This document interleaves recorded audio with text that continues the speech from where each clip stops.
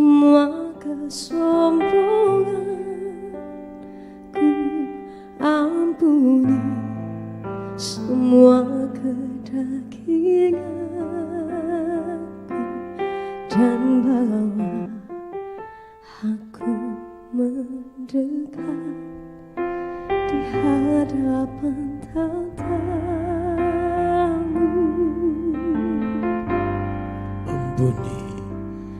Ampuni aku yang tak peduli akan kerinduan di hatimu. Tuhanku, bawa aku kembali, tarikku lebih dekat lagi.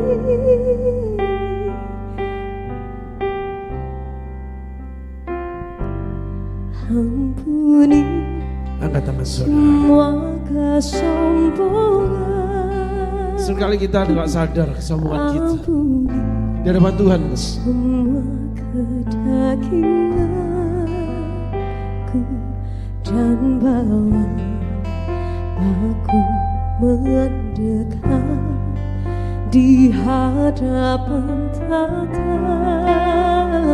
Hari ini kita belajar tentang Raja Yosafat, saudara. Ampuni aku yang tak peduli akan kerinduan di hatimu.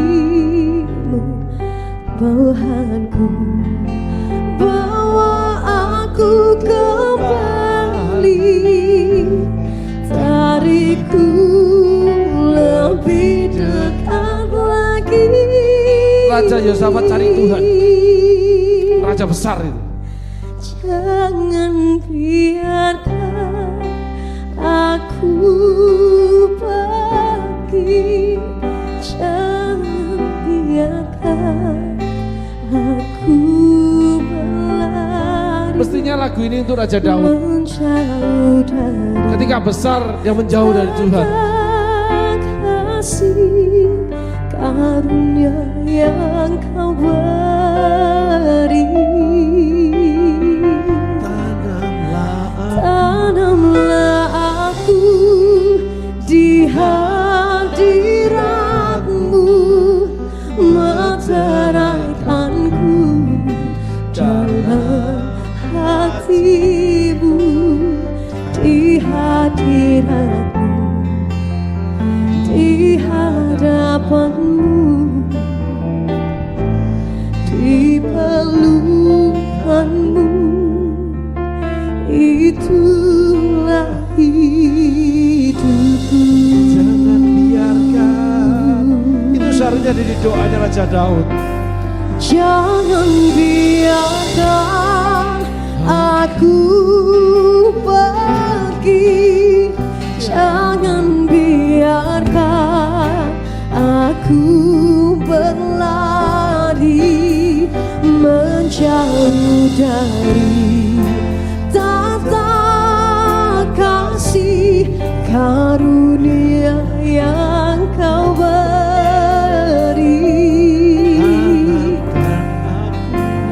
Tanamlah aku di hadiratmu, itu mestinya doa saudara.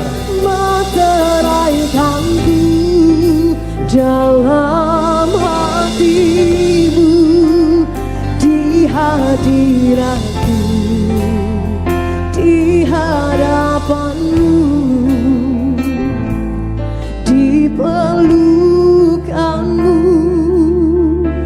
itulah hidupku. Seberapa banyak kita punya hati seperti Raja Yosafat. Raja Daud dalam kemegahannya ketika dia masih awal jadi raja, dia menang perang terus, dia dipenuhi dengan panglima-panglima luar biasa. Tuhan bangkitkan, tumbuhkan bukan iman dia, keperkasaan Raja Daud, pasukannya. Tapi Raja Daud lupa diri, lupa Banyak orang seperti Raja Daud. Pada waktu musim raja pergi berperang, Raja Daud jalan-jalan di atas soto. Pada waktu petang, bangun tidur siang. Pesta terus, makan terus, mabok lagi. Anak-anaknya sama, pesta terus, mabok lagi. Hari-hari belakangan ini Tuhan ingatkan saya dengan Imam Eli. Bagaimana Imam Eli, anak-anaknya mengambil persembahan yang terbaik yang diberikan bangsa Israel ke rumah Tuhan. Memang haknya Imam Eli, tetapi ada lemak Tuhan yang ikut terbawa. Yang semua dikhususkan buat Tuhan untuk dibakar. Mungkin orang-orang tertentu yang harus kita ayomi yang memang sedang dibakar Tuhan. Orang susah bahasanya. Bukannya susah duit, susah hati, susah kepala, isi kepala aja kita nggak bisa ngerti. Terus keras kepalanya minta ampun. Usah ngawur jalannya dan sebagainya. Tapi Tuhan ingin kita belajar mencintai mereka. Raja Daud berpesta. Dipenuhi para panglima yang hebat-hebat.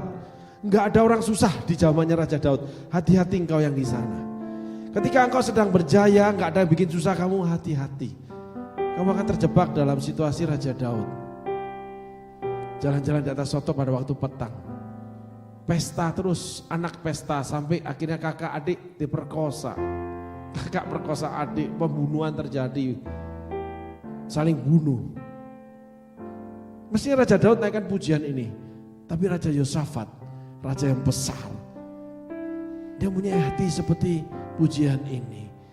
Jangan biarkan aku pergi.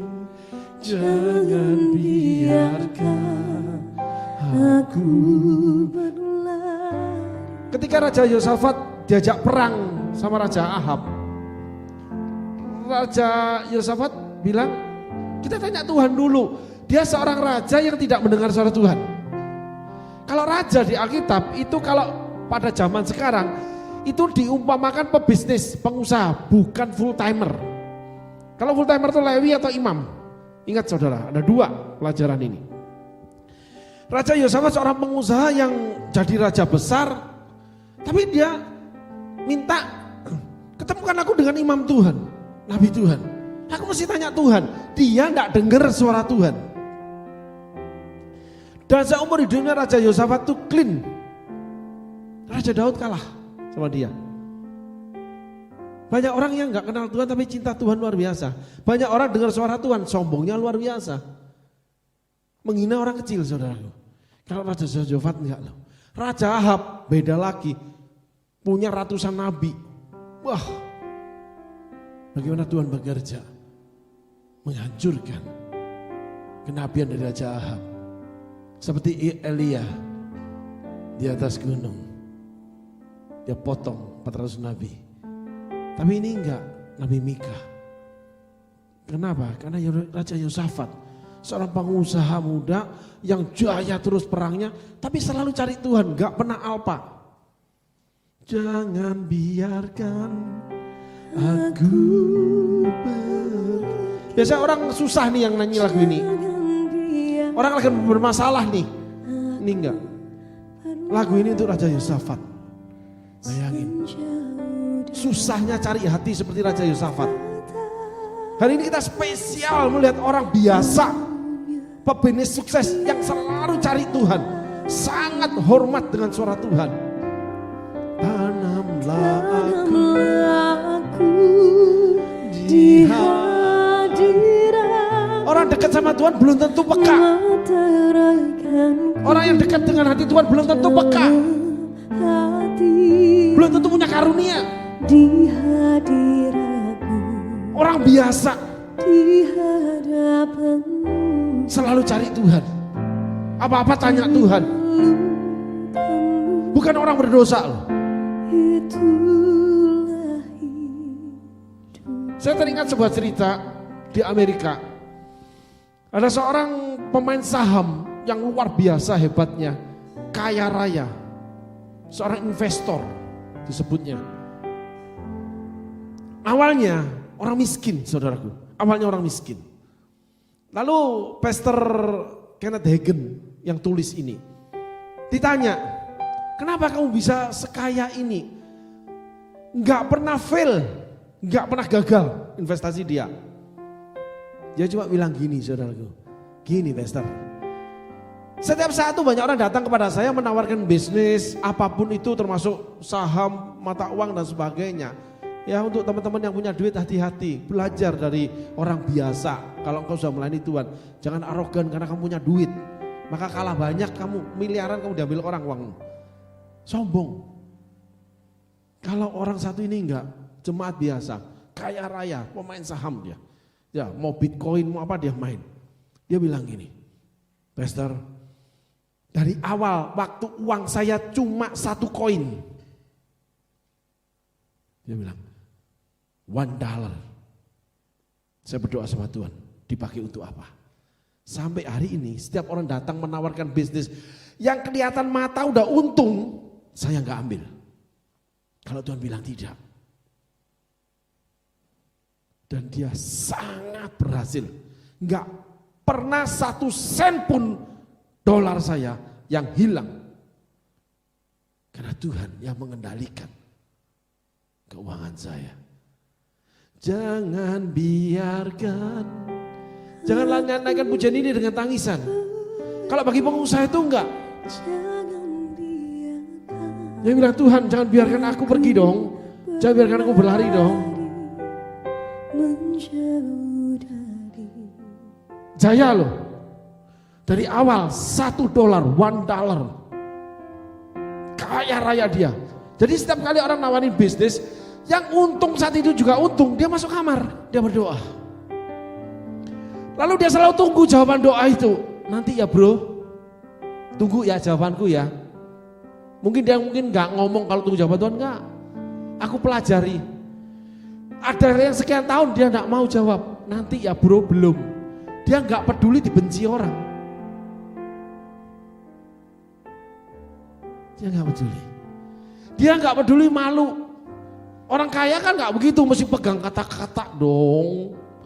Nah ada prestis bisnis. Apalagi kalau sudah main golop. Oh, jualan pisang goreng aja kok sombong. Asal muasalmu dari mana hai Daud? Ini itu sudah aku beri, kurang aku beri. Istri-istri tuanmu aja aku kasih ke kamu. Nabi Nathan ngomong sama Daud seperti itu. Dari mana kamu itu aku ambil? Bagi saya itu penghinaan. Dari Tuhan untuk saya, kalau saya nih.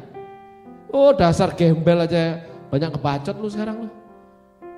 Gembel aja gaya lu kayak orang kaya. Sekolah juga kagak, lu ngomongnya pakai Inggris terus. Bukan salah bahasa Inggrisnya. Spirit di dalam bahasa Inggris karena pengen sok. Itulah Raja Daud. Udahlah gue gak usah perang, lu aja perang. Awalnya dia perang terus.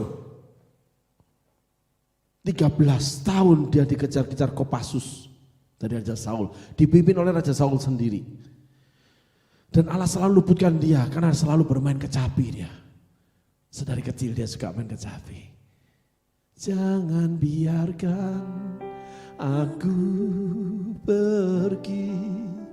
Jangan biarkan aku berlari. Karena dia kejar-kejar Saul.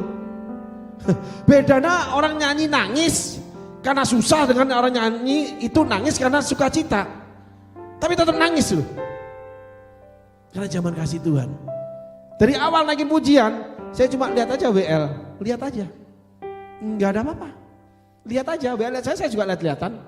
Pandang-pandangan terus aja. Ada Tuhan, sudah. Diam aja aku. Tapi waktu naikkan pujian lagu ketiga, kalau saya nggak salah ingat. Mulai mata saya tertutup. Mulai mata saya tertutup. Saya dapatkan hati Tuhan. Saya mulai diayun dan berayun. Lagu ketiga.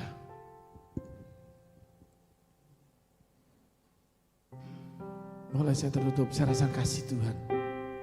Hari ini saya nggak layak kok. Hari ini saya nggak pantas.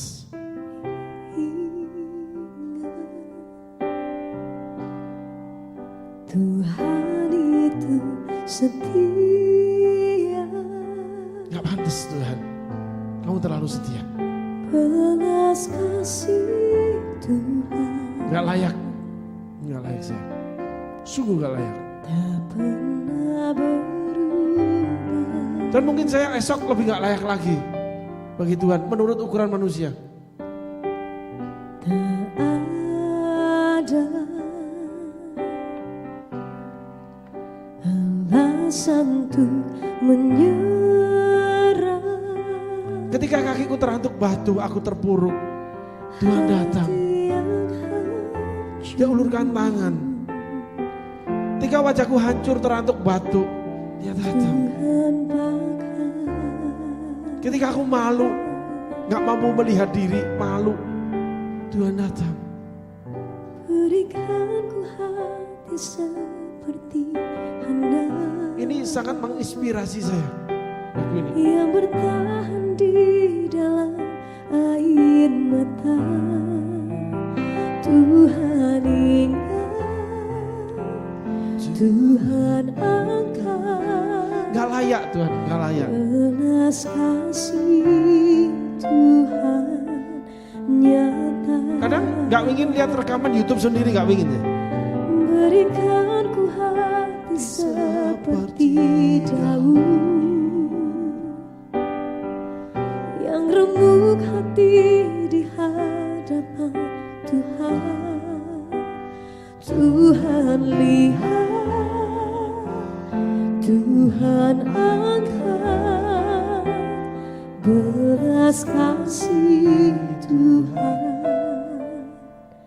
besar bagi kita. Pasukan yang saya miliki hancur total. Yang terbaik para panglima dipanggil pulang nih. Yang terbaik pada ngilang.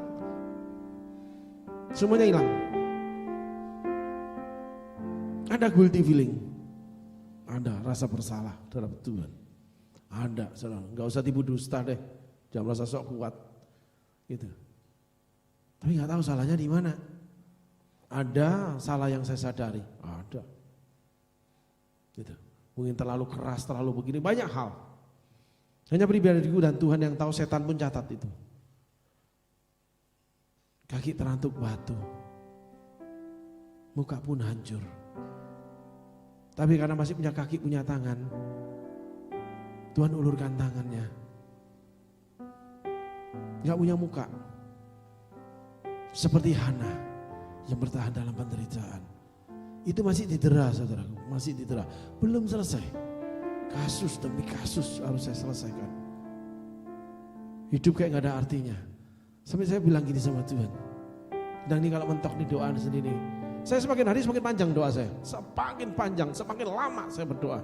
Semakin lama, kadang sampai jam 3 subuh. Kadang sampai siang 11:30 baru selesai saya. Makin lama saya. Bukan mau mohon belas kasihan, enggak, mengkoreksi diri. Saya cuma bilang sama Tuhan gini, Tuhan, kalau tahu begini, kenapa sih enggak waktu COVID kamu angkat aku aja pulang? 2 panglimaku kamu bawa pulang sudah. 3 sama yang di sini, yang terbaik Tuhan. Aku malah, ya kamu biarkan tertinggal. Ya saya minta sih enggak mati saja, tapi ya, kadang ini menyesal aku. Masih ada di bumi melayani kamu kalau seperti ini.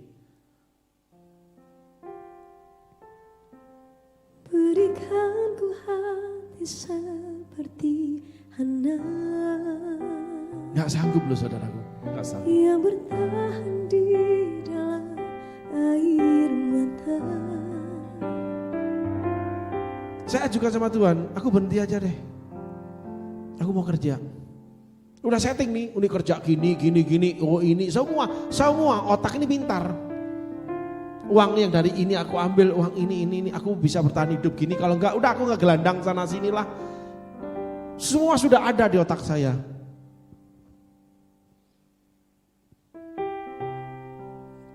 Di titik terendah dalam hidupmu, kamu sudah enggak tahu salah siapa lagi. Yang kamu tahu cuman kehancuran di depan matamu itu. Saya cuma bilang sama Tuhan, salahku apa ya? Bukan gak merasa salah, tapi kok sampai titik ini ya Tuhan? Kalau mau urut-urutan salah, saya punya listnya semua itu. Satu persatu punya listnya. Dari diri sendiri sampai siapapun saya punya listnya. Otak ini pintar saya nih. Galeri nih, perpus nih, inget sampai kapanpun saya inget itu. Jadi kalau ada yang bicara, terutama istri nih, bicarain orang begini, oh enggak, begini peristiwa, ini gini loh. Ingat enggak kamu gini? Nah ini dulu. Nah itu nanti ngomong ini dulu. Kalau itu nanti dia omong. Gitu loh. Jangan ngomong itu dulu, ini dulu. Nah dari sini baru ke sana. Contoh, saudara beli mobil baru nih dari dealer. Gak mungkin diisi bensin full kan? Lalu dibawa mogok di jalan. Yang salah siapa? Kan gak bisa tahu salah siapa, karena memang dealer gak ngisi. Paling 5 liter dikasih. Karena dicoba orang berapa kali, akhirnya waktu kita gak sampai rumah nih. Gak sampai mobil ini, gak sampai rumah. Yang salah siapa? Kan rumit kalau usaha gitu. Betul ya? Dealer ya gak salah, memang patokan dia cuma 5 liter. Diisi itu, setiap kali keluar dari produksi. Saya yang make dari dealer kirim, oh ya nih Pak sudah selesai, sudah cuci semua, oh ya silakan dibawa, kunci dikasih, plat nomor dipasangin, udah tinggal jalan nih, mogok tengah jalan. Enggak tahu siapa yang salah kan? Nah tiba-tiba nih keluarga datang, semua orang bilang, kamu yang salah, kamu tuh bodoh, kamu gak mau begini, kenapa gak diperiksa dulu? Nah kalau ngomong gitu kan gampang, lah kan saya lagi euforia senang nih mbak mobil baru. Mestinya kamu tahu orang tuh belajar begini. Apa sih sebetulnya ini masalahnya?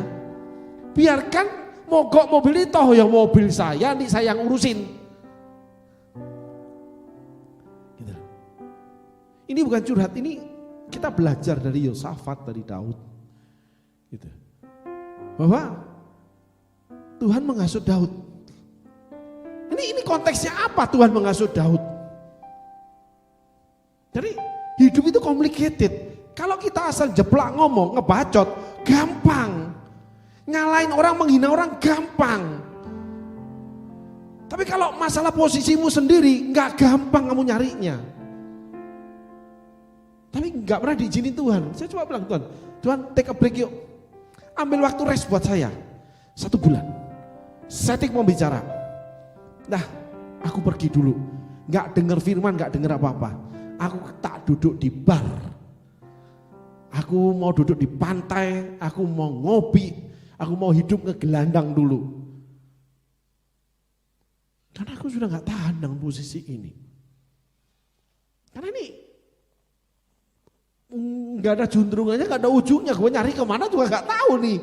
Ya salahnya siapa ya gue gak ngerti. Tapi lu main nyalain aja, kan gitu. Nyalain dealer ya gak bisa. Gitu. Kita nyalain Tuhan gak bisa. Tuhan menghasut Daud. Tapi Daudnya tidak dibuat salah. Yang dibunuh orang Israel. Kan rumit kalau gitu. Lah banyak anak-anak Tuhan jadi Tuhan sih. Nunjuk aja terus. Yang ditunjuk ya tepar. Tapi Tuhan datang mengulurkan tangan. Karena awal muasalnya ya karena Tuhan. Kenapa saya kok dipertemukan orang-orang elek ini? Kan gitu. Bapak ya elek, ya sama-sama elek sudah kita. Ya tak. Salah siapa? Gak ngerti. Pokoknya ketemu aja aku ini. Masa program disalahkan? Ya, lawatan Tuhan disalahkan. Pemain musik punya talenta musik disalahkan. Coba kamu gak punya talenta musik kan gak ketemu aku. Lu itu kan nyari-nyari salah namanya itu. Coba Bapak kalau mati kena COVID kan nggak begini. Lihat kan namanya nyari mati bagi Tuhan ini kan. Kan sesuatu nggak masuk akal gitu loh. Kita belajar aja Yosafat. Tolong ditayangkan aja Yosafat. Yang poin utama yang saya kasih dulu itu.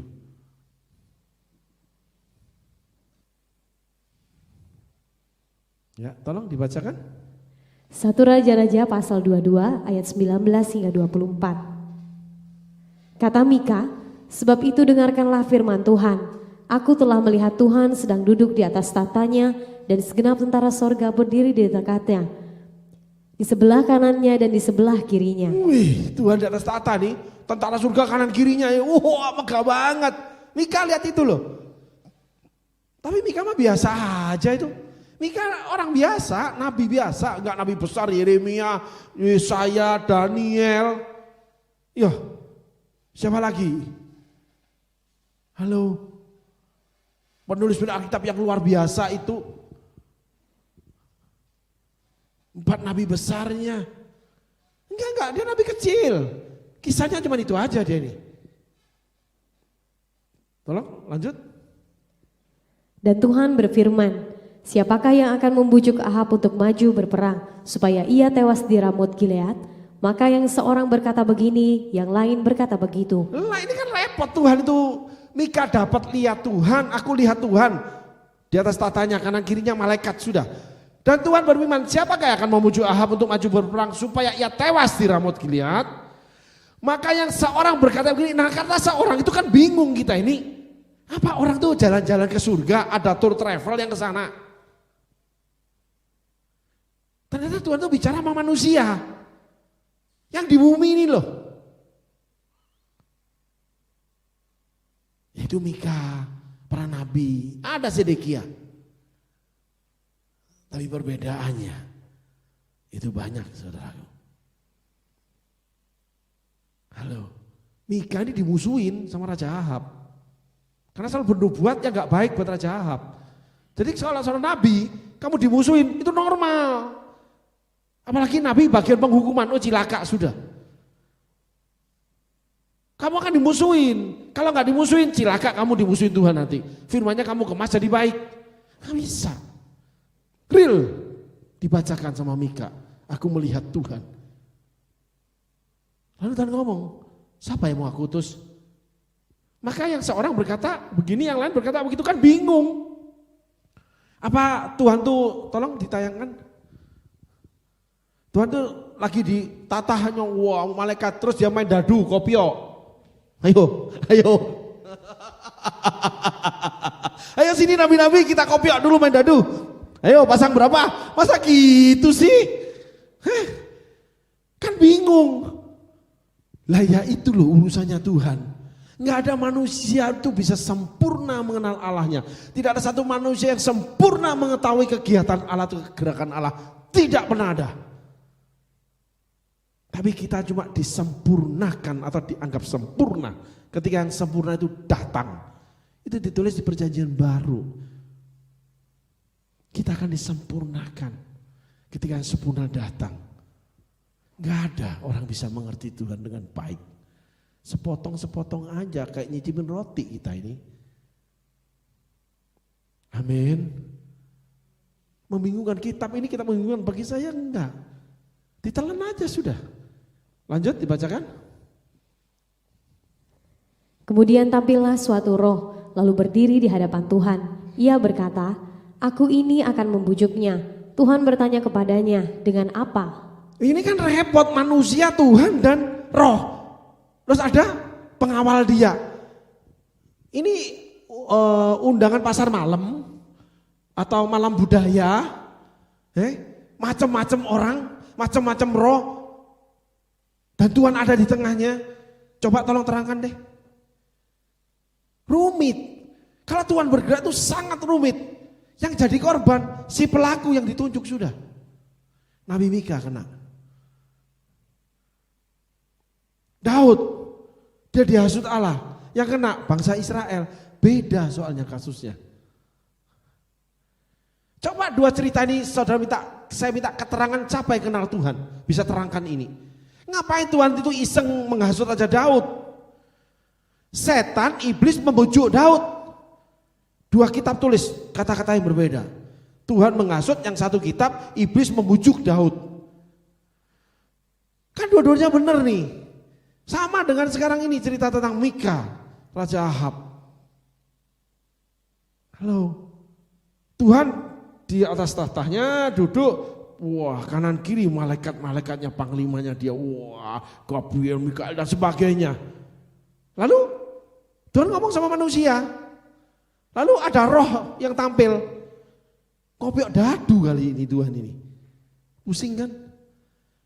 Jadi kalau orang sementara sedang berjalan sama Tuhan, masih menyebut nama Tuhan, apapun kejahatan menurut kamu, gak usah pusing. Gitu loh. Ngapain kamu mesti pusing? Ya, tadi saya panggil seorang pekerja. Saya cuma tanya, kapan kamu bayar ini? Tanggal segini sembari melongo. Loh, kenapa Pak? Ngebacot banyak, lu cuma tanya doang gua mah. Sana pergi. Senyum-senyum dia, Bapak lagi kumat, kan gitu. Loh, kita kan harus serupa gambar Yesus. Biar dia bingung. Ngomong ya tanggal itu. Pak ini segini, jadi gimana Pak? Enggak, cuma tanya doang. GR. Jadi orang jangan GR. Kan gitu, bingung kan saudara? Sama dengan Tuhan ini, bingung kalau baca ini. Yuk kita lanjut, apa sih peristiwanya apa? Jadi harus bulat dulu, baru kamu tahu isinya. Halo, semangka sama-sama hijau, dalamnya ada kuning, ada merah. Beda. Isinya berbeda, ada yang ada pakai biji, ada yang enggak pakai biji, itu semangka. Jangan justifikasi.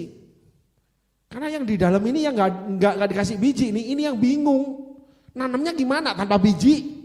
Coba saudara pernah pikir enggak, semangka tanpa biji itu ditanam dengan gimana caranya? Oh, yang ditanam kan biji. Ayo, kamu aja punya biji bisa nanam atau enggak punya biji enggak bisa nanam kamu. Mana bijimu itu? Biji salak maksudnya. Tuh, lanjut.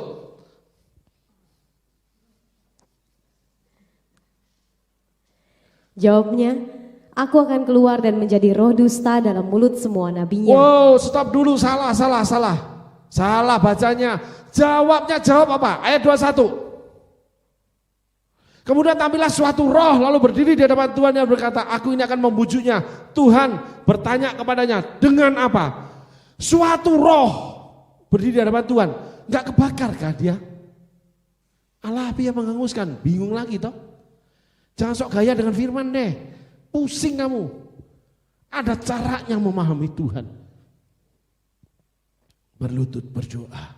Dan Tuhan akan bangkitkan rohmu. Untuk melihat sepantas kamu lihat. Itu Nabi Mika. Nabi Mika tidak belajar memahami enggak kok. Ada orang nih, kalau lihat nih. Saya selalu bilang sama tim saya hari ini. Hati-hati ya. Everybody wait and see. Semua orang menunggu dan menanti kita. Kejatuhan kita. Halo. Memang begitu kan? Enggak usah munafik lagi. Nanti aku panggil munaroh loh. Halo. Coba bandingkan dengan ayat ini. Bisa enggak? Kan enggak tahu isi semangka itu merah atau kuning. Halo. Hamil bunting lahir mata sipit, anak Cina pasti. Atau Dayak kan gitu kan, Dayak matanya kan sipit. Hidung pesek kan gitu. Halo. Kalau hidung mancung katanya Korea, katanya anak-anak kru, bukan saya ya, maaf ya orang Dayak bukan saya. Kru Dayak di sini. Tuh lihat. Loh, kan Dayak dia, hidung pesek dia. Ya toh? Kalau hidung mancung orang Korea, operasi katanya. Loh, asik kita banget. Ping jadi Korea mereka ini. Korea yang enggak berhasil ya begini nih. Saudara. Nonton melihat dengan menjustifikasi. Sehingga kau yang di sana, saat kau terantuk batu, kau jatuh terpuruk, mukamu pun hancur. Ingat, tangan Tuhan selalu terulur. Terlepas kau salah atau tidak. Karena tidak setiap perbuatan terlihat salah atau tidak. Karena hari ini kita belajar ada Tuhan yang sedang berperkara. Yang aneh-aneh. Gitu. Tuhan menghasut Daud. Iblis membujuk Daud. Tuhan mengutus sebuah roh. Lalu roh itu tampil aku jadi roh dusta. Loh, ya sudahlah jadi. Loh, ini Tuhan yang gimana? Tuhan itu yang melarang dusta tapi dia mengutus sebuah roh untuk menjadi roh dusta. Ini Tuhan yang mana nih? Pikir sudah kalau kamu mau pinter firman. Terangkan sudah kalau kamu hafal firman.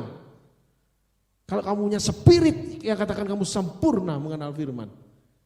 Terangkan ini sudah, Tuhan yang mana? Gitu saudaraku. Nggak bisa dimengerti. Otak segede bakpao mau mengerti Tuhan sebesar itu yang tidak kelihatan. Mika dikasih penglihatan. Detail jelas sampai percakapan loh. Coba saudara bisa bayangin. Diperbincangan di hadapan manusia gitu banyak itu loh. 2 raja bertemu soalnya. Dengan seluruh pasukannya itu juta bunyinya. Bayangin Nabi Mika enggak gemeter dia. Enggak, dalam ketakutannya Tuhan menyatakan kemuliaannya. Karena Nabi Mika dimusuhin. Raja Ahab itu selalu lihat wait and see jatuhnya Mika. Termasuk Zedekia.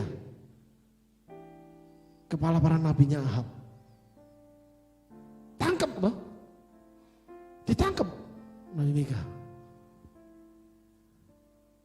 Tapi semua perkataan Nabi Mika dikenapi Tuhan. Lalu Mika urusannya gimana? Kan repot punya Tuhan kayak begitu. Betul nggak? Kamu disuruh, dihidupin, dijeblosin. Lagi ini ceritanya gimana caranya nih Tuhan? Apa urusannya? Aku utus kamu pergi ke sana. Wih, kasih penglihatan terus, keluar tuh penglihatannya, berdoa keluar terus. Ya udah berangkatlah, sembari ngos-ngosan lah masih Covid. Gua berangkat aja deh. Gembrang, ketemunya hari ini live streaming dah. Dengan keadaannya jelimetnya itu semua peristiwanya. Tuhan yang mana nih yang nyuruh? Dia kan tahu ke depan. Berikan ku hati seperti anak. Itu aja yang diminta Tuhan. Tahan menderita ya. Yang bertahan di dalam air mata. Kamu tangan Tuhan terangkat, mukamu hancur, enggak dibersihkan, enggak ada. Yesus mukanya hancur, enggak ada dibersihkan. Enggak ada. Tangannya bolong kena paku, enggak ada ditambal sama Allah. Terima aja penderitaan itu. Coba Tuhan yang mana yang memberkati kamu. Lihat Tuhanku kerjakan ini. Tuhanmu yang baik tau sama kamu toh. Kan Tuhanku enggak baik untuk aku. Yesus disalibkan enggak baik buat Yesus. Kenapa? Sampai bilang Eloi, Eloi lama sabachthani. Enggak baik itu Allah Bapa itu. Maka Yesus ngomong, Bapak itu sangat baik. Bapak di bumi aja enggak pernah ngasih ular, anaknya minta roti. Apalagi Bapak di surga, kan gitu. Ini omongan dolak-dalik kan jadinya dengan peristiwanya. Yesus anaknya sendiri disalibkan. Suruh anaknya menderita, kita aja enggak mana kita menderita. 3 jam digantung salib, dipukulin, dicambukin, tercabik-cabik dagingnya. Bapak yang mana tega lihat itu? Coba kenalkan Allahmu, aku kenalkan Allahku ini di kitab yang sama. Come on man. Allah yang mana nih? Nggak ada itu lubang paku ditambal terus sembuh tuh nggak ada. Ini lambung tertusuk nih, nggak ada dikatakan disembuhkan. Malah Yesus yang sembuhkan tuh telinga yang kepotong. Dia sendiri bolong semua, hancur semua. Daging tercabik-cabik. Cuma untuk menebus kamu dan saya. Untung aja kepalanya gak dipenggal. Kayak kau lihat. Kamu masih utuh, kamu mendakwa saudaramu. Sama dengan Mika didakwa oleh Raja Ahab. Tolong lanjut dibaca. Jawabnya, aku akan keluar dan menjadi roh dusta dalam mulut semua nabinya. Ia berfirman, biarlah engkau membujuknya dan engkau akan berhasil pula. Keluarlah dan... Tuhan yang mana nih? Tuhan, aku jadi roh dusta ya. Pada mulut nabinya Ahab toh. Tuhan gak minta, Tuhan gak minta. Ini roh tampil sendiri loh.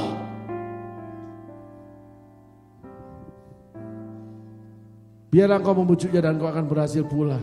Keluarlah dan berbuatlah demikian. Halo. Ayat 21. Kemudian tampilnya suatu roh lalu berdiri di hadapan Tuhan yang berkata, aku ini akan membujuknya. Tuhan bertanya kepadanya, dengan apa? Ayat 20. Jawabnya, aku akan keluar dan menjadi roh dusta dalam mulut semua. 20. Dan Tuhan berfirman, siapakah akan memujuk Ahab untuk maju berperang supaya tewas di Ramot Gilead? Makanya seorang berkata yang begini, yang lain berkata begitu. Ini roh bilang aku jadi roh dusta. Jadi ayat 22. Jawabnya, aku akan keluar dan menjadi roh dusta dalam mulut semua nabi Ahab. Dan Tuhan berfirman, biarlah engkau membujuknya dan engkau akan berhasil pula. Keluarlah dan perbuatlah demikian. Tuhan yang mana yang kamu kenal nih? Aku kenal Tuhanku dari tulisan ini soalnya. Yang menurut kamu Tuhan yang baik, Tuhan yang benar, Tuhan yang harus hidup kudus seperti yang kau inginkan. Tuhan yang mana nih? Tuhan yang suruh loh, roh itu jadi roh dusta loh. Gimana sih? Berhasil kamu, gile loh. Tuhan tuh pribadi bro, pribadi itu gak bisa dipelajari dari perbuatannya atas hidupmu baru kamu tahu tujuannya untuk hidupmu. Itu saja, setiap orang punya tujuan berbeda Tuhan ciptakan itu. Saul sama Daud tetap jadi raja, ditugaskan sebagai raja, tapi perjalanan hidupnya berbeda sekali bro. Belajar yang benar. Esensi dari spirit Alkitab menyatakan Allah itu kaya pribadinya, hati yang sulit ditebak. Tolong dibacakan dari ayat 1 kisah Raja Yosafat. 1 Raja-Raja pasal 22 ayat 1 hingga 40. 3 tahun lamanya orang tinggal aman dengan tidak ada perang antara Aram dan Israel. Pada tahun yang ketiga pergilah Yosafat, Raja Yehuda kepada Raja Israel. Berkatalah Raja Israel kepada pegawai-pegawainya, tahukah kamu bahwa Ramot Gilead sebenarnya milik kita, tetapi kita tinggal diam saja dan tidak merebutnya dari tangan Raja negeri Aram. Lalu katanya kepada Yosafat, maukah engkau pergi bersama-sama aku untuk memerangi Ramot Gilead? Jawab Yosafat kepada Raja Israel, kita sama-sama, aku dan engkau, rakyatku dan rakyatmu, kudaku dan kudamu. Tetapi Yosafat berkata kepada Raja Israel, baiklah tanyakan dahulu firman Tuhan. Lalu Raja Israel mengumpulkan para nabi, kira-kira 400 orang banyaknya. Kemudian bertanyalah ia kepada mereka, apakah aku boleh pergi berperang melawan Ramot Gilead atau aku membatalkannya? Dan jawab mereka, majulah, Tuhan akan menyerahkannya ke dalam tangan raja. Tetapi Yosafat bertanya, tidak adakah lagi di sini seorang nabi Tuhan supaya dengan perantaranya kita dapat meminta petunjuk? Jawab Raja Israel kepada Yosafat, masih ada seorang lagi yang dengan perantaranya dapat diminta petunjuk Tuhan. Tetapi aku membenci dia, sebab tidak pernah ia menubuatkan yang baik tentang aku, melainkan malapetaka. Orang itu ialah Mika bin Yimla. Kata Yosafat, janganlah raja berkata demikian. Kemudian Raja Israel memanggil seorang pegawai istana, katanya, jemputlah Mika bin Yimla dengan segera. Sementara Raja Israel dan Yosafat, Raja Yehuda, duduk masing-masing di atas tatanya dengan pakaian kebesaran di suatu tempat pengirikan di depan pintu gerbang Samaria, sedang semua nabi itu bernubuat di depan mereka. Maka Zedekia bin Kenaana membuat tanduk-tanduk besi, lalu berkata, beginilah firman Tuhan, dengan ini engkau akan menanduk Aram sampai engkau menghabiskan mereka. Juga semua nabi itu bernubuat demikian, katanya, majulah ke Ramot Gilead dan engkau akan beruntung, Tuhan akan menyerahkannya ke dalam tangan raja. Suruhan yang pergi memanggil Mika itu berkata kepadanya, ketahuilah nabi-nabi itu sudah sepakat meramalkan yang baik bagi raja. Hendaklah engkau juga berbicara seperti salah seorang daripada mereka dan meramalkan yang baik. Yuk kita dari ayat 1 dulu. 3 tahun lamanya orang tinggal aman dengan tidak ada perang antara Aram dan Israel. Aram itu bangsa yang besar saudara. Pada tahun yang ketiga pergilah Yosafat Raja Yehuda kepada Raja Israel. Kalau nggak salah mereka itu saling punya keluarga mantu. Ayat ketiga. Berkatalah Raja Israel kepada pegawai-pegawainya, tahukah kamu bahwa Ramot Gilead sebenarnya milik kita, tetapi kita tinggal diam saja dan tidak merebutnya dari tangan raja negeri Aram. Lanjut, Raja Ahab ini seorang raja yang dikuasai oleh istri, tapi seorang raja yang sebetulnya pandai berperang. Itu nanti di kisah Isabel. Ya itu istrinya, akhirnya mereka mati, darahnya dijilat anjing, saudaraku. Nubuatan daripada seorang nabi dan terjadi dalam hidupnya. Lalu katanya kepada Yosafat, maukah engkau pergi bersama-sama aku untuk memerangi Ramot Gilead? Jawab Yosafat kepada Raja Israel, kita sama-sama, aku dan engkau, rakyatku dan rakyatmu, kudaku dan kudamu. Ayat 5. Tetapi Yosafat berkata pada Raja Israel, baiklah tanyakan dahulu firman Tuhan. Raja Yosafat tidak memusuhi Raja Israel yang bermusuhan dengan Nabi Tuhan. Salah satunya Elia. Jadi dia punya pasukan Nabi sendiri yang dipotong sama Elia akhirnya. Gitu. Tapi Yosafat itu orang yang rendah hati. Dia gak punya pasukan Nabi. Dia cuma tanya, kan kamu banyak Nabi nih. Tolong dong tanya Tuhan dulu. Ayat 6. Lalu Raja Israel mengumpulkan para nabi kira-kira 400 orang banyak yang dipotong sama Elia ini. Kemudian bertanyalah ia kepada mereka, apakah aku boleh berperang melawan Ramot Gilead atau aku membatalkannya? Jawab mereka, majulah, Tuhan akan menyerahkannya dalam tangan raja. Ini orang kalau selalu ngomong baik-baik sama orang kaya, ya ini sudah. Karakter ini sudah. Semua firman yang ada di mulutnya palsu, esensinya, artinya. Firmannya benar, artinya palsu. Disalahgunakan untuk namanya keuntungan. Gak ada koreksi. Berbahagialah engkau kalau ketemu orang yang mengkoreksi dirimu. Itulah firman Tuhan. Karena firman Tuhan salah satunya berisi segala tulisan yang diilhamkan Allah untuk mendidik, mengajar dan menegur kita. Surat Timotius. Ya. Gak usah gaya deh, apalagi jadi nabi, nabi palsu. Lu cuma maunya untung aja, ngomongnya baik aja sama orang kaya supaya dikasih duit. Ngapain? Berfirman. Tapi benar loh firmannya. Merekanya dibantai mati sama Tuhan. Penyakit tok orang itu. Loh itu benar, aku temu banget orang-orang kayak gitu saudara. Aku paling takut ketika Tuhan bicara. Enggak aku sampaikan dengan benar, dijejelin setan aku sama Tuhan nanti. Itu loh roh dusta. Dijejelin setan sama Tuhan. Nabinya sendiri itu. Itu Sedekia. Saya ulangi, kalau kamu seorang nabi, kamu jilat orang kaya untuk dapat keuntungan karena kamu diberi duit, kamu dijejelin roh dusta itu. Ini loh ceritanya. Kalau kamu nggak percaya ya udah, firman Tuhan bukan aku. Aku cuma ngejiplak aja, copy paste. Lalu Raja Israel mengumpulkan para nabi kira 400 orang banyaknya, kemudian bertanyalah ia kepada mereka, apakah aku boleh pergi berperang melawan Ramot Gilead atau aku membatalkannya? Jawab mereka, majulah, Tuhan akan menyerahkannya ke dalam tangan raja. Artinya ayat 7. Tetapi Yosafat bertanya, tidak adakah lagi di sini seorang nabi Tuhan supaya dengan perantara kita dapat meminta petunjuk? Bayangin. Yosafat bukan seorang nabi, dia cari Tuhan tapi dia peka, ini suara Tuhan yang salah. Coba perhatikan kalimatnya. Tidak adakah lagi di sini seorang nabi Tuhan? 400 bernubuat itu. Itu loh orang murni sama Tuhan. Orang kaya lu cari nabi, saya ada suatu lokasi nih, Indonesia.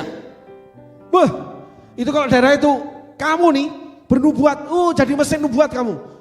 Khotbah diundang di mana-mana nih di daerah itu tuh. Itu orang ngantri itu kayak ngantri beras.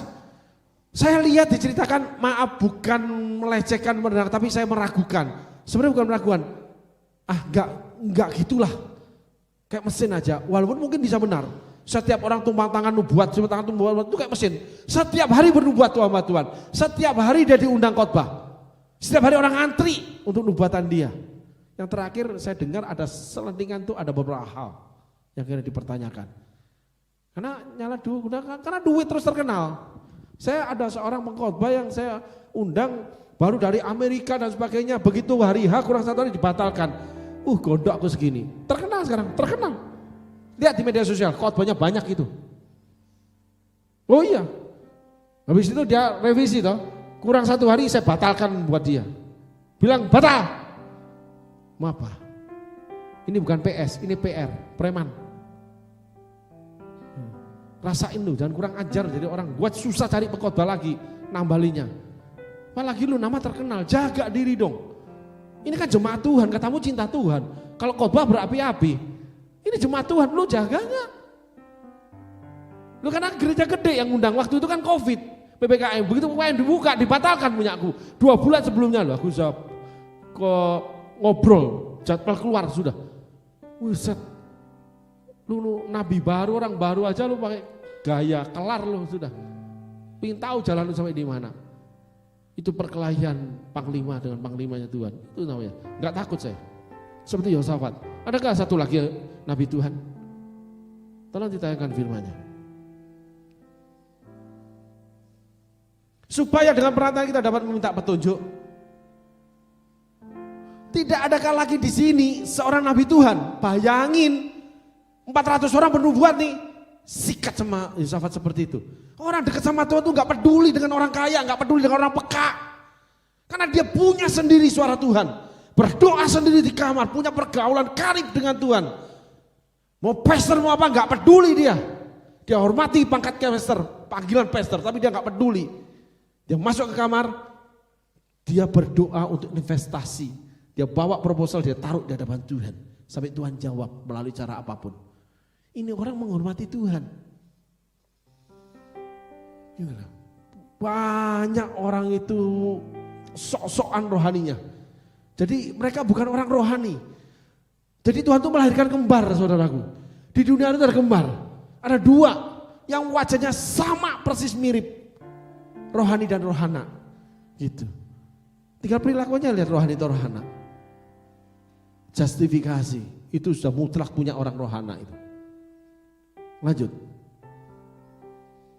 Ayat 8, jawab Raja Israel kepada Yosafat, masih ada seorang lagi yang dengan perantaraan dapat diminta petunjuk Tuhan. Tetapi aku membenci dia sebab tidak pernah yang menubuatkan yang baik tentang aku, melainkan malapetaka. Orang itu ialah Mika bin Yimla. Kata Yosafat, janganlah raja berkata demikian. Ayat 9. Kemudian Raja Israel memanggil seorang pegawai istana, katanya, jemputlah Mika bin Yimla dengan segera. Berarti berada di dekat kehidupan Raja Ahab. Raja Ahab dijaga dengan nabi ini, tapi dia terus ingkar. Maka matinya susah masuk neraka itu Raja Ahab. Baca sendiri saudara kisah Ahab. Ayat 10. Sementara Raja Israel dan Yosafat, Raja Yehuda duduk masing-masing di atas tatanya dengan pakaian kebesaran di suatu tempat mengirikan di depan pintu gerbang Samaria. Sedang semua nabi itu bernubuat depan mereka. Ayat 11. Maka Sedekia bin Kenana membuat tanduk-tanduk besi lalu berkata, beginilah firman Tuhan, dengan ini engkau akan menanduk Aram sampai engkau menghabisi mereka. Ini firman semua difirmankan sama persis dengan punya Yimlah. Tetapi mereka cuma sepenggal, Yimlah punya lanjutannya. Salah satunya pembunuhan terhadap Sedekia. Halo, yaitu kekalahan. Ujungnya yang malapetaka dikantongin sama Tuhan. Tidak dikasih kepada Sedekia. Sedekia itu nabi Tuhan. Diutus roh dusta di mulutnya. Karena penjilat orang kaya yaitu Raja Ahab. Selalu menubuatkan yang baik. Ayat 12. Juga semua nabi itu bernubuat demikian katanya, majulah lambat dan engkau akan beruntung, Tuhan akan menyerahkan dalam tangan raja. Ayat 11. Maka Sedekia bin Kenana membuat tanduk-tanduk besi itu lalu berkata, beginilah firman Tuhan, dan ini engkau akan menanduk Aram sampai engkau menghabisi mereka. Kembali lagi ayat 12. Juga semua nabi itu bernubuat demikian. Bayangin 400 nabi bernubuat. Ramenya luar biasa itu. Satu orang kayak aku aja rame. Gitu? Ya rame nangis, terluka dan sebagainya. Majulah ke Ramat Gilead dan engkau akan beruntung, Tuhan akan menyerahkannya dalam tangan raja. Tolong on cam-nya. Nih kalau sekarang nih udah musim gini nih. Tuhan ngomong apa sama Ikam? Langsung tutup muka semua. Kabur semua langsung, kabur. Oh dasar nabi palsu semua ini. Sedekia bin Kenana ini semua ini.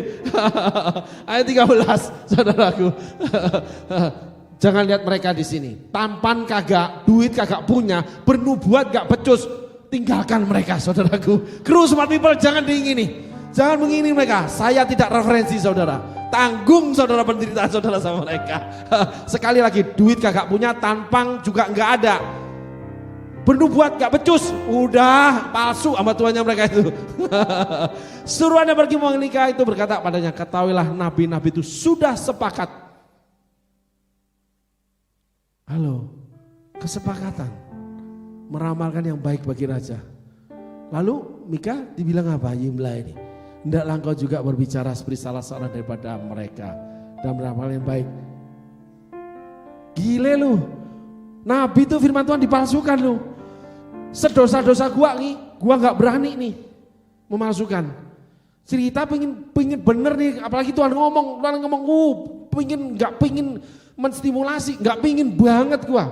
Udahlah gua jahat, gua masuk neraka nggak masalah, tapi ya jangan Tuhan, nyiksa gua di neraka, gitu. Ya gua jahat nggak apa-apa, tapi jangan dong Tuhan yang baik udah lu buat kayak begitu, kayak barang mainan lu bisa bajuin, kasih kacamata, seenak lu aja. Firman lu kemas kemana-mana, supaya orang senang. Itu mah bukan nabi, itu namanya palsu bro. Firman Tuhan bukan kado. Firman Tuhan itu perintah, kepastian hukumnya. Mau baik mau buruk itu perintah, kepastian hukumnya. Tinggal kamu mau terima enggak? Terkadang kita harus terima kok. Seperti Mika. Ayat selanjutnya. Tolong dibacakan. Tetapi Mika menjawab, demi Tuhan yang hidup, sesungguhnya apa yang akan difirmankan Tuhan kepadaku, itulah yang akan kukatakan. Itulah Nathan, itulah Mika, itulah Elia. Elia lebih gila lagi. Hah? Tolong tayangan camnya. Dia depan Raja Ahab, dia tidur-tiduran nih. Dia jongkok nih, garuk-garuk nih. Udah selesai tuh. Kasih air yang banyak itu korban. Mana Allahmu? Api turun dari langit kah? Korban dikasih air, kayak kolam. Mana bisa kebakar? Itu para nabi sedika itu menoreh-noreh badannya itu. Dengan segala liturgi mereka, was. Heboh. Udahlah. Yang heboh-heboh itu, yang suara itu belum tentu benar. Justru yang silent seperti Mika. Tapi teguh kokoh berdiri. Apa yang Tuhan mau, itu kebenaran. Yesus diadili gak pernah ngomong bro. Dia disalibkan gak pernah ngomong, gak cerita susah supaya dibantu. Gitu ngaku nabi, mulut comberan lu mah. Itu kebenaran saudaraku. 28 tahun saya bergerak di bidang profet. Terlalu banyak saya disiksa dengan profetik. Orang-orang profetik perilakunya banyak yang gagal. Saudaraku, tapi Tuhan mengasihi mereka. Jadi jangan bangga dengan suara Tuhan. Banggalah kalau kamu mengenal Tuhan. Karena itu cuma perintah. Bagaimana kamu melaksanakan itu tanggung jawab nanti di hadapan Tuhan. Halo, tolong ditayangkan firman-Nya. Tetapi Mika menjawab, demi Tuhan yang hidup, sesungguhnya apa yang akan difirmankan Tuhan kepadaku, itulah yang akan kukatakan. Kokoh dia ngadepi 400 orang, dia ngadepi 2 raja dengan pasukan penuh. Tapi Mika sudah dibekali Tuhan dulu. Aku melihat kemuliaan Tuhan di tahtanya. Dia lihat peristiwanya semua sampai roh dusta itu masuk. Gila. Dia cerita? Enggak cerita dia. Dia cuma lihat gini. Seorang nabi yang matang, yang benar-benar sama Tuhan. Enggak ngejablak nyatakan diri nabi bro. Enggak ada. Dia diam tapi setiap perkataan dia digenapi. Dan seorang nabi, belum tentu nabi murni loh. Ada yang nempel sebagai guru, Yesaya. Yohanes Pembaptis punya murid. Seorang gembala itu juga ditempelin bisa jadi seorang guru, bisa profet.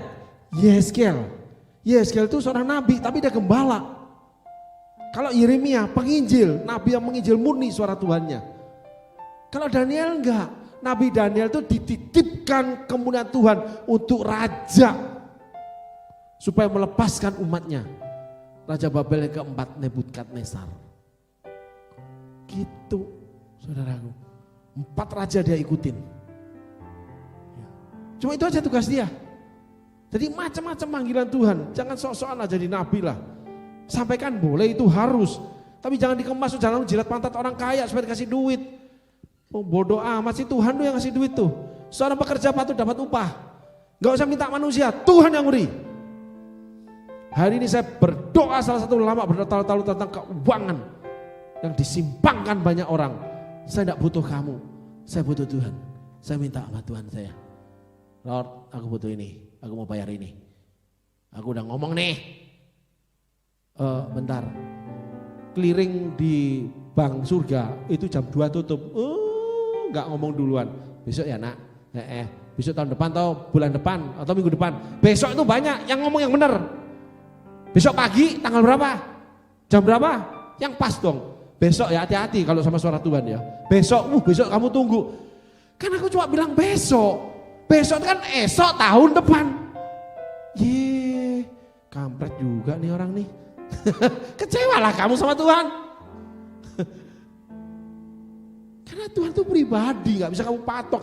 Bicara pribadi ke pribadi, doa yang lama, dengarkan suara Tuhan, belajarlah mengerti isi hati Tuhan. Di situ kamu akan kenal karakter yang ingin dia perkenalkan untuk kamu. Pribadi. Setiap orang cara Tuhan mengenalkan diri beda. Kenapa dia tidak dihukum, aku dihukum, kenapa gini? Beda kasus. Tuhan itu untuk seluruh umat manusia, tapi pribadinya satu, dipecahkan untuk seluruh umat manusia. Sesuai dengan apa yang dia kehendaki, apa yang kamu butuhkan, karena kamu ciptakan untuk itu. Itu aja deh. Udah jangan bicara terlalu banyak, Tuhan lah, bosen. Yuk kita masuk aja ke ke Sedekia. Ya, yuk lanjut. Mana ada pengkhotbah berani ngomong Tuhan bosen. Ya iyalah, saudara dapat terima suara Tuhan banyak, orang khotbah Tuhan banyak tentang ini. Yuk. Setelah ia sampai kepada raja, bertanyalah raja kepadanya, Mika, apakah kami boleh pergi berperang melawan Ramot Gilead atau kami membatalkannya? Jawabnya kepadanya, majulah dan engkau akan beruntung, sebab Tuhan akan menyerahkannya ke dalam tangan raja. Sama enggak? Sama. Ini kurang 5 menit atau 10 menit sebelum ibadah. Masuk ketika saya masuk ke toilet. Mika, Yosafat, wah mau pingsan aku. Langsung ngejar media, weh ini masukin, weh ini yang pokoknya ya, weh itu. Taruh pak, tenang pak. Udah pasti ada. Selamat, untung dia dipenuhi roh dusta tadi. Lanjut saudaraku. Tetapi raja berkata kepadanya, sampai berapa kali aku menyuruh engkau bersumpah supaya engkau mengatakan kepadaku tidak lain dari kebenaran demi nama Tuhan. Tuh lihat, kalau orang udah sentimen nih, kita ngomong sama dengan yang lain, kita dibilang dusta. Kamu ngomong benar pun dibilang dusta, lakukan yang benar pun dusta. Jangan bersilat lidah dengan si pembenci. Gak ada ujungnya, karena memang dia udah sentimen, udah benci. Ini loh Raja Ahab. Mika tuh ngomong sama dengan Zedekia, dengan 400 nabi. Pelajari, sama persis kok. Gak ada itu dipercaya. Gak bisa ngomong yang benar kamu. Giblik orang itu memang banyak orang giblik.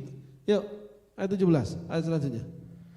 Lalu jawabnya, telah kulihat seluruh Israel bercerai-berai di gunung-gunung seperti domba-domba yang tidak mempunyai gembala.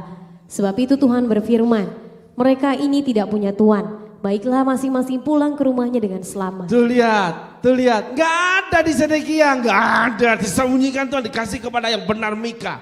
Nih hukumanku untuk Ahab, nih untuk orang Israel. Menang, tercerai-berai lo, dikasih ke Mika.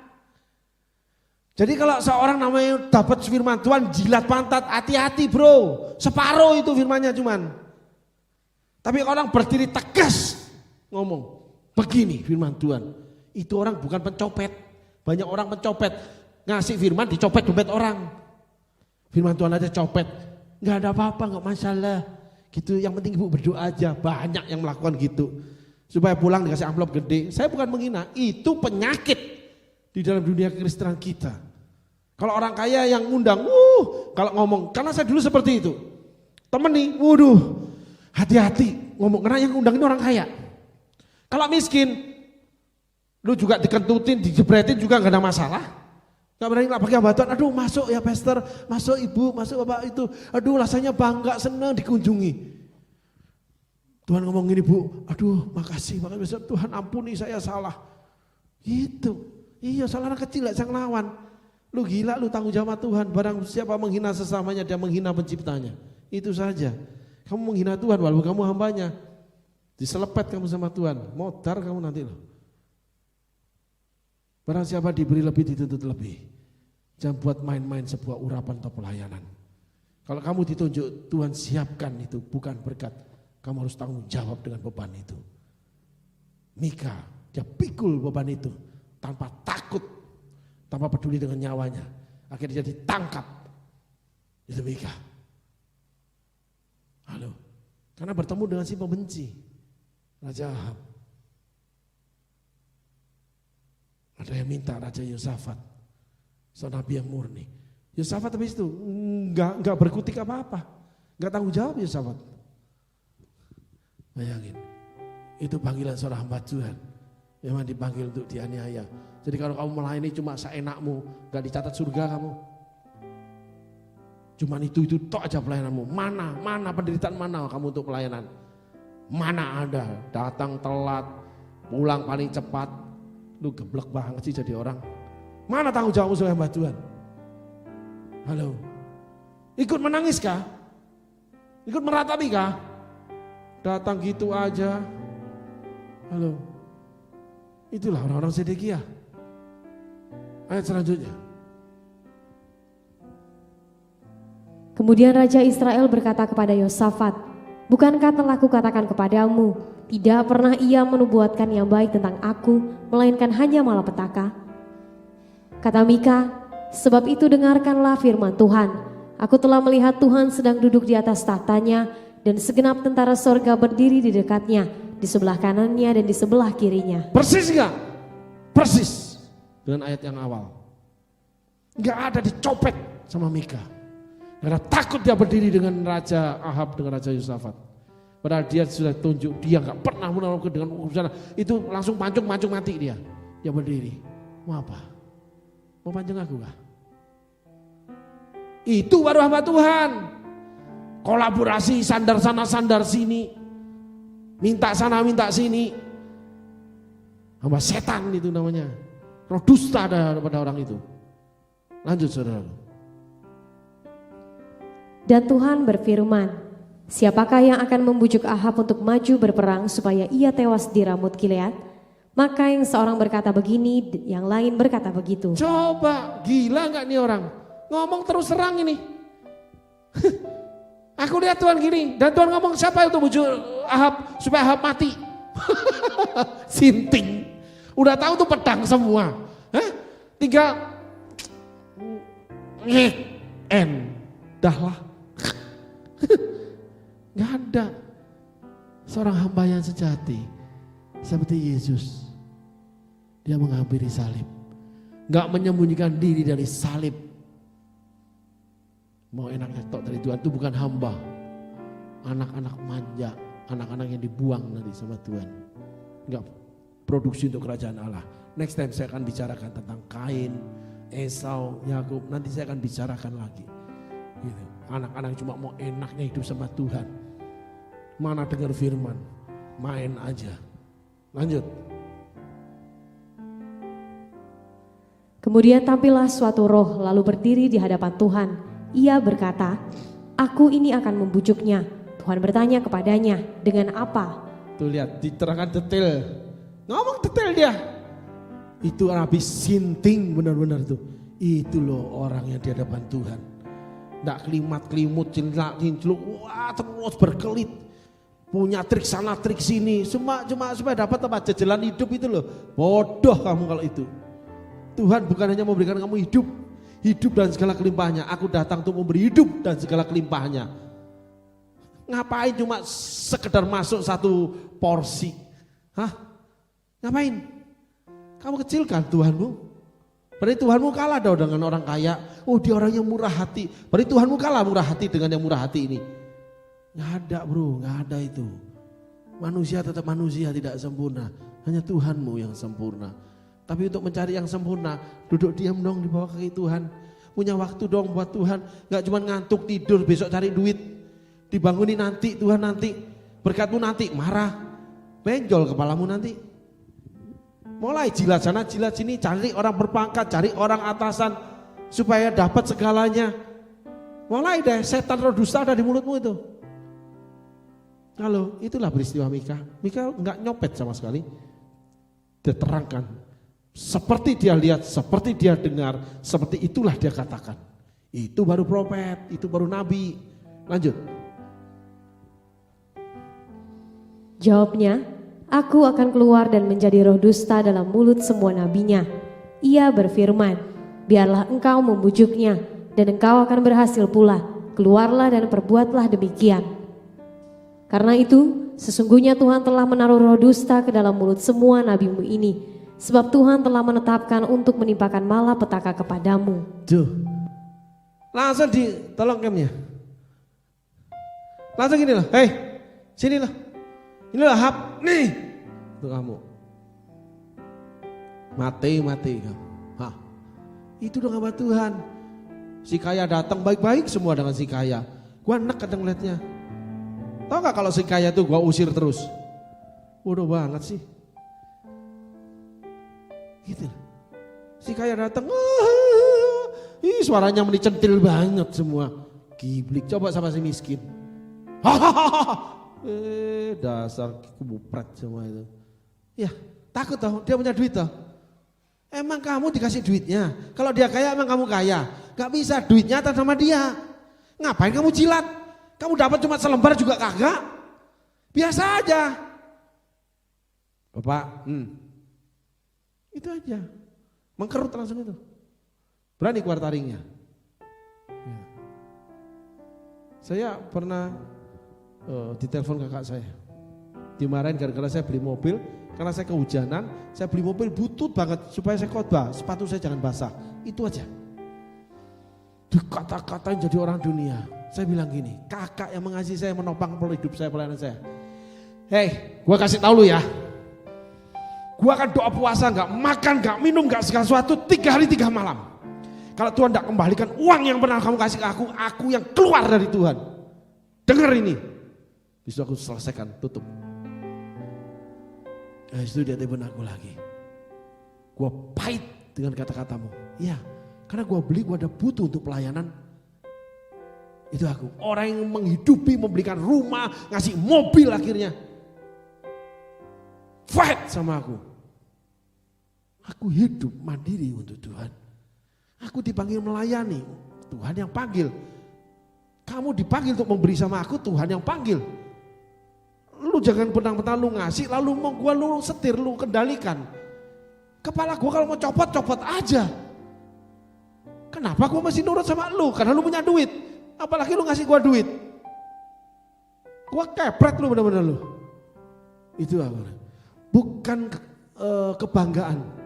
Walaupun orang bilang kesombongan, iya saya tahu itu. Tapi saya ingin berdiri teguh dengan cara saya. Karena saya tidak tahu rendah hati seperti apa. Yang saya tahu ketika saya ditegur, saya nangis. Tadi saya makan di sana dengan seorang rekan pelayanan. Saya lupa bicara apa. Saya ingin nangis. Ya tentang pelayanan, tentang Tuhan, tentang kebenaran. Ingin nangis saya ini. Loh, soal lagu itu. Ya, aku nih dapat lagu. Terus tiba-tiba ada rasa sini aku tuh mau berpisah sama Tuhan. Nangis aku gitu. Ya betul, lagu itu dinyanyikan lagi latihan nih anak-anak nih, persiapan nih. Jangan biarkan aku pergi, terus timbul di sini kayak aku tuh dikasih tahu kamu tuh akan meninggalkan aku. Pingin nangis saya, kayak gitu. Coba Tuhan, aku tuh tidak pingin, tapi gimana ini? Apa yang mesti aku buat? Menyambung yang pertama. Muka terantuk batu nih, udah hancur nih Tuhan. Lalu kau ambil tanganku, aku jalan ngerti aku ini. Tapi apakah kehancuran ini dibawa terus? Aku harus selesaikan pada waktunya, aku akan eksekusi. Karena gak mau aku mempermalukan Tuhan, itu saja. Dan tidak ada satu makhluk di dunia yang tahu kecuali saya dengan Tuhan saya. Setan lihat catat, cuma catat lihat aja dia. Gua tendang dia keluar. Urusanku sama Tuhan, aku serahkan nyawaku untuk padamu. Udahlah, murtad sekalian deh Tuhan. Artinya enggak mau melukai Tuhan. Udahlah, dahlah. Udah bener ini saya. Ya. Punyalah iman hati seperti Mika bin Imla. Berani. Dan ngomong apa adanya saja. Gak perlu selap-selip untuk cari simpati, empati. Supaya dihargai, apalagi dikasih duit. Nyawa sudah digantung nih. Hidup mati karena Tuhan, yang namanya full time. Ngapain mesti baik-baik dengan manusia? Kalau mau baik-baik dari awal aja gak sempat menderita melarat luar biasa 7 tahun, ditolak istri, ditolak mertua, ditolak seluruh dunia, orang tua pun gak mau saya. Semua gak ada satu orang pun yang mau sama saya. Sungguh benar kata-kata saya ini, saya berani tanggung jawab di hadapan Tuhan. Termasuk di hadapan setan saya mau tanggung jawab ini. Benar saudaraku. Tragis banget nasib ini. Kalau mau makan aja mesti kasih orang, ini perut ini ikat pinggang pakai tali rafia saudaraku. Saya mau batuk, pilek, mau mati, gak ada yang tanya saya, hidup mau mati saya ini, gak ada. Gak ada orang noleh sama saya. Makannya cuma makan jengkol. Sehari tiga kali makan jengkol saya ini. Makan tuh kayak makan rumput, ada yang rumput yang dimakan. Makan sisa punya teman pelayanan itu, wow udah gak ada mau malukan. Kamu diberkati bangun makan, masih lapar perut ini. Halo, kalau diusir udah sehari-hari diusir dari rumah orang sehari-hari. Gelandangan saya ini dulu. Tuhan didik seperti itu pun masih dosa menurut manusia. Ya biarin menurut Tuhan dosa. Ya udah buang aku aja, aku elek. Aku dosa, aku jelek. Buang, aku berhenti.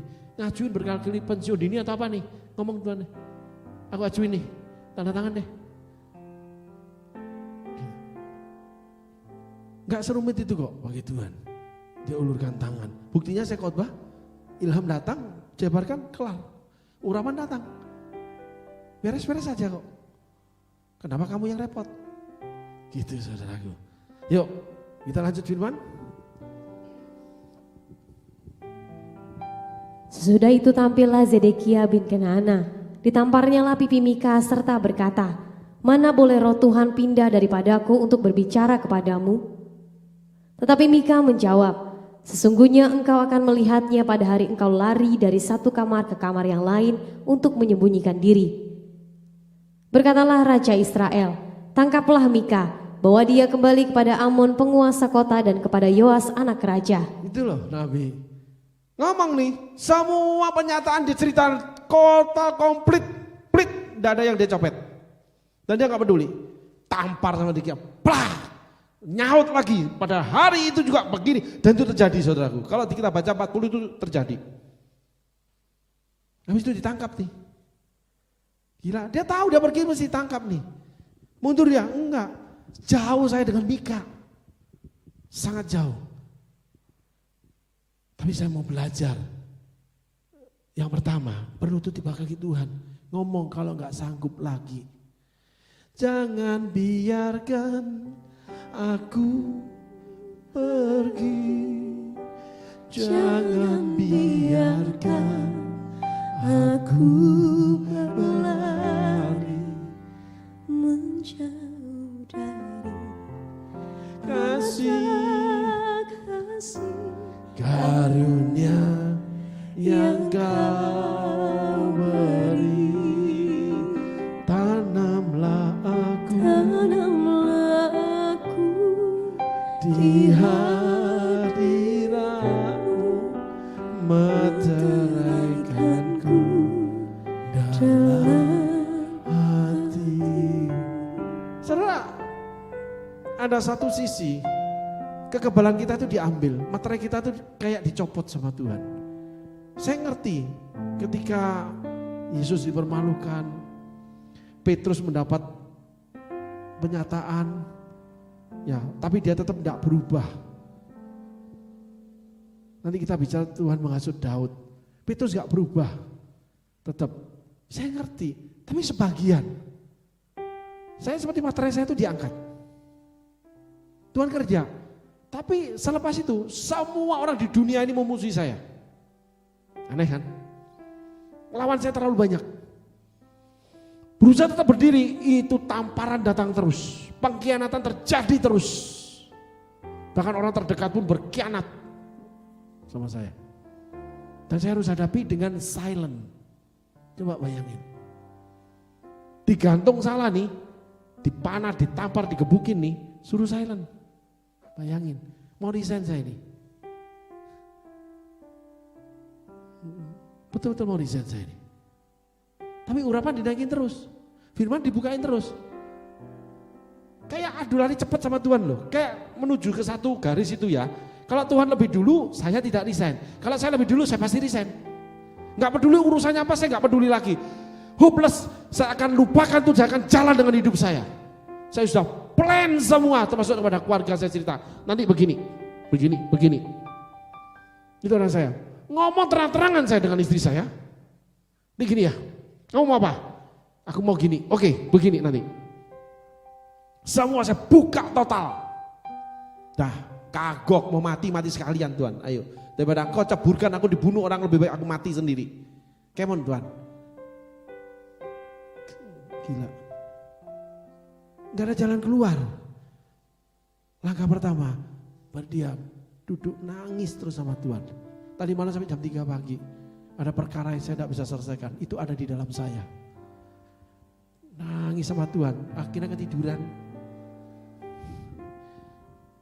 Pagi doa lagi sampai siang, tidur sedikit sampai setengah 12, lalu harus menyelesaikan sebuah perkara. Gak ada jawaban. Rasa itu demikian kuatnya, mengikat, membelenggu hati ini. Masa Tuhan tidak punya kuasa angkat rasa ini? Gak ada. Suruh rasa terus itu. Jadi kayak orang lihatnya gini loh, lihat terus disuapin atau di sini ada selang suruh minum itu rasa. Bayangin, bukan nggak mau. Perkara ini membuat jelimet semuanya. Digelogokin terus kayak diinfus tuh sama dia. Cuma dia bilang gini loh, cuma satu kata yang saya ingat banget.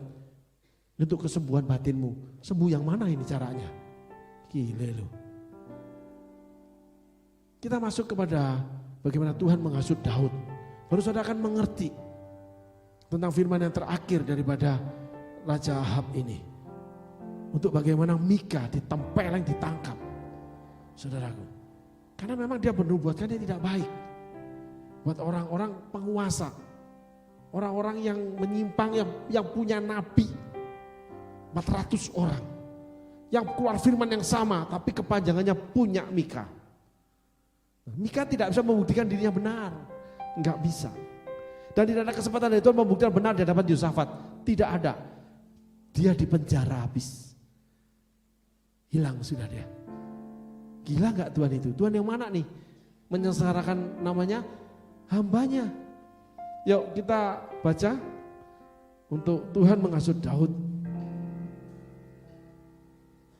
2 Samuel pasal 24 ayat 1 hingga 17. Bangkitlah pula murka Tuhan terhadap orang Israel. Ia menghasut Daud melawan mereka, firman-Nya, pergilah, hitunglah orang Israel dan orang Yehuda. Kayaknya salah baca deh aku ini deh. Ya tolong dibacain lagi. Coba telinganya pasang baik-baik semuanya. Tolong bacakan. Bangkitlah pula murka Tuhan terhadap orang Israel. Stop. Bangkitlah murka Tuhan terhadap orang Israel. Lalu kenapa Daud yang jadi sasarannya? Lanjut. Ia menghasut Daud melawan mereka, firman-Nya, pergilah, hitunglah orang Israel dan orang Yehuda. Kan Daud itu dengar dari Tuhan sendiri. Kan Tuhan ngomong sendiri, kenapa kok salah? Salah lu Daud. Kenali Tuhanmu ini. Daud itu kalau lihat ini gak salah dia. Tuhan tuh ngomong sama Daud, hitung orang Israel. Tapi Tuhan tuh punya tujuan menghasut Daud. Tuhan yang mana ini yang kamu kenal nih, katamu Tuhan yang baik. Minta aku, kenali pribadi Tuhanmu. Cara dia bekerja. Rumit, kamu tidak akan mau menjustifikasi seseorang.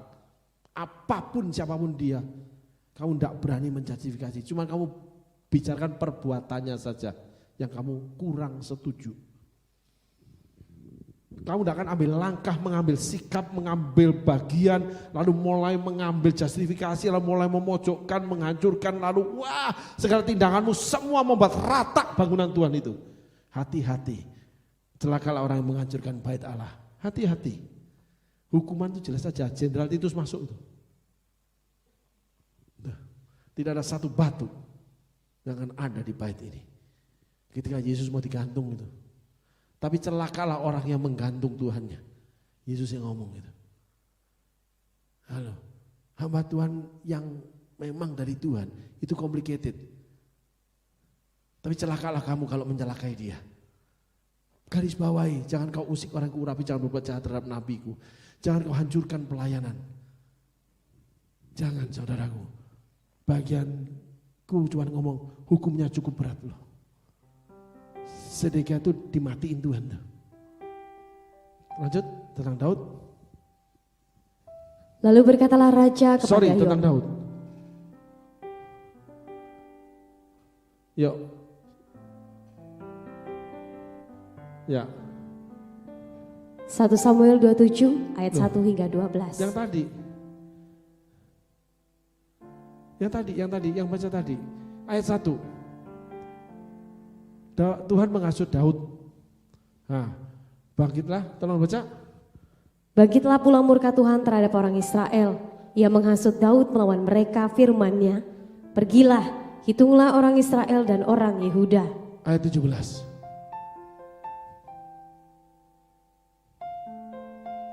Dan berkatalah Daud kepada Tuhan, ketika dilihatnya malaikat yang tengah memusnahkan bangsa itu demikian, sesungguhnya aku telah berdosa dan aku telah membuat kesalahan, tetapi domba-domba ini, apakah yang dilakukan mereka? Biarlah kiranya tanganmu menimpa aku dan kaum keluargaku. Besok saya akan lanjutkan ini. Cuma saya akan bahas sedikit aja beberapa menit ke depan. Ayat 17. Dan berkatalah Daud kepada Tuhan, ketika dilihatnya malaikat yang tengah memusnahkan bangsa itu demikian, sesungguhnya aku telah berdosa dan aku telah membuat kesalahan. Tapi domba-domba ini apakah yang dilakukan mereka? Biarlah kiranya tanganmu menimpa aku dan kaum keluargaku. Ayat 1. Ini kan akibat toh. Kan Tuhan sudah bekerja nih.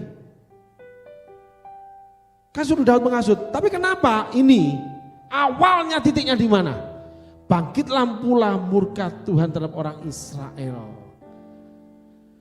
Jadi ada 3 pihak nih. Tolong gamenya. Nih 3 pihak nih. Nih 3 pihak nih. Nih, Tuhan nih marah nih sama dia nih. Gua suruh dia cari gara-gara deh. Nanti gua yang hantam dia. Dianya yang minta ampun soal dia. Ingat cerita Musa dengan Miriam. Nanti Daud kayak Musa. Itu kuncinya saudaraku. Saya ulangi, perhatikan saudaraku.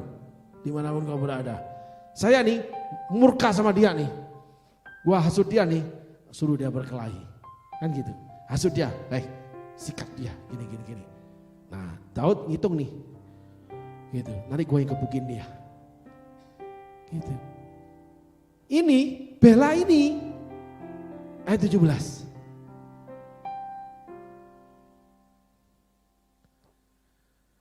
Sesungguhnya aku telah berdosa dan aku telah membuat kesalahan. Kan dihasut Tuhan, suruh ngitung. Salah memang. Tapi kan Tuhan yang suruh. Tapi dia tidak mempermasalahkan Tuhan yang suruh atau tidak. Dia cuma bilang ampuni dia, jangan dibunuh. Baik gak? Ini loh orang baik. Gitu. Tuhan cuma putar tuh tunjukkan itu aja. Halo. Bahwa Daud, kamu itu baik loh. Tapi awalnya Tuhan tuh benci dengan perilaku orang Israel dulu. Gue kesel sama dia deh. Karena baik nih. Lu tahu nggak dia begini? Lu tahu nggak gini? Iya memang gitu. Udah ya, sikat lu. Gue sikat dia sekarang nih. Pak gitu. Udah selesai. Dia yang bilang, berhenti, jangan. Tadi kan cuma ngomong doang. Jangan dipukul lagi, kasihan. Dilapin sama dia, pakai sepatu tapinya. Iya dah. Dan ingin tunjukkan ini baik. Enggak, dia itu ingin bunuh dia. Akibatnya tunjukkan kamu itu baik loh sebetulnya. Tapi bukan perbuatanmu, hatimu. Perbuatanmu berbicara lebih keras dari perkataanmu. Tuhan Yesus berkati.